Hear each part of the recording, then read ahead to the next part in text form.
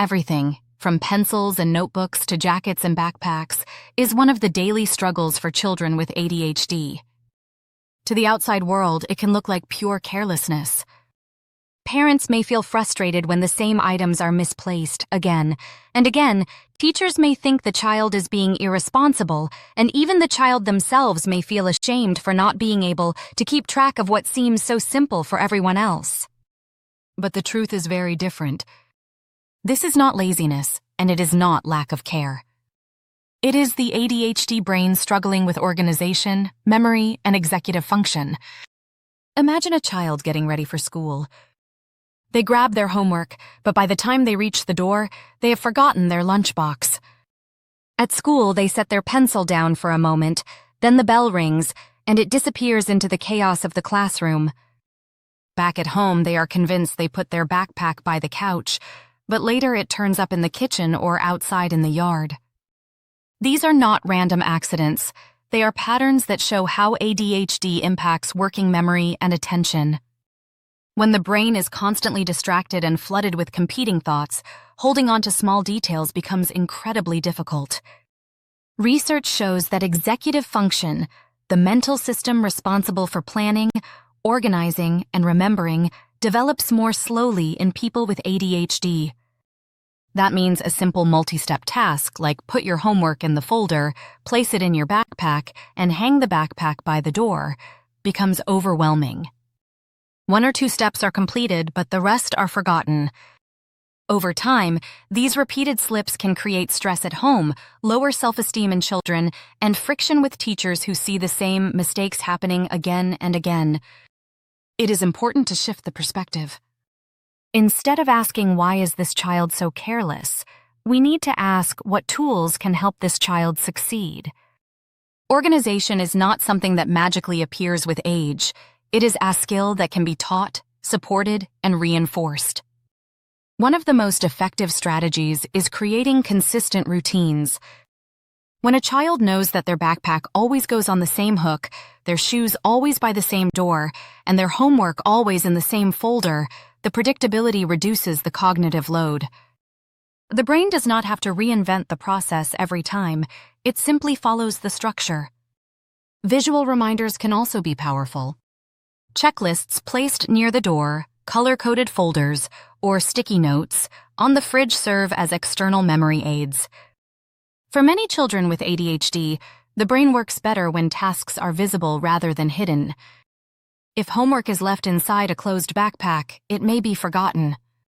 If the folder is brightly colored and labeled clearly, the chance of remembering increases dramatically. Timers and alarms are another tool. A quick phone alarm that says pack your bag or check your desk can help turn good intentions into consistent actions. Parents can also use verbal prompts, breaking tasks into smaller steps. Instead of saying clean up your room, they might say put the books on the shelf, then return for the next step. This keeps the child from feeling overwhelmed and supports their working memory in real time. But strategies alone are not enough. Emotional support is just as critical. Children with ADHD often hear constant criticism about losing things. Why can't you just remember? How many times do I have to tell you? Over time, these comments can damage their confidence and make them believe they are simply bad at life. A more supportive response acknowledges the struggle without judgment. I see it is hard for you to keep track of your things. Let's figure out a way to make it easier. This approach builds cooperation rather than shame. Schools can also adapt. Teachers who understand ADHD know that constant scolding will not fix the problem. Instead, creating systems in the classroom where materials are kept in labeled bins or assigning a buddy to remind the child at the end of the day can make a big difference. Some schools introduce organizational skills classes where students practice using planners and calendars, giving them practical tools for the future. Technology can also help. Apps that send reminders, digital calendars, or even simple photo checklists can reduce the stress of memory lapses.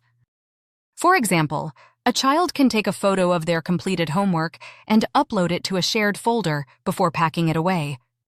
That way, Even if the paper gets lost, the record of their effort remains.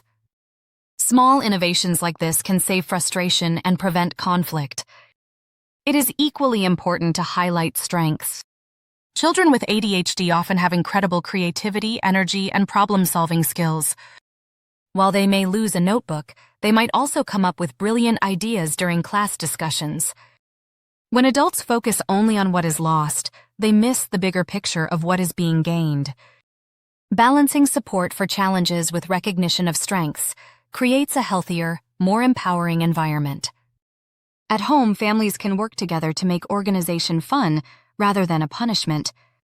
Creating a game out of packing the backpack, using colorful bins for toys, or rewarding consistency with small celebrations can turn a dreaded routine into a positive experience. Siblings can be part of the system too, modeling organization without shaming. Over time, the child begins to see that structure is not a prison, but a tool that makes life easier. The journey is long and progress can be slow. Some days the child will still lose everything in sight. But with patience, structure, and understanding, improvements come. A child who once misplaced their homework every day may gradually reduce that to once a week.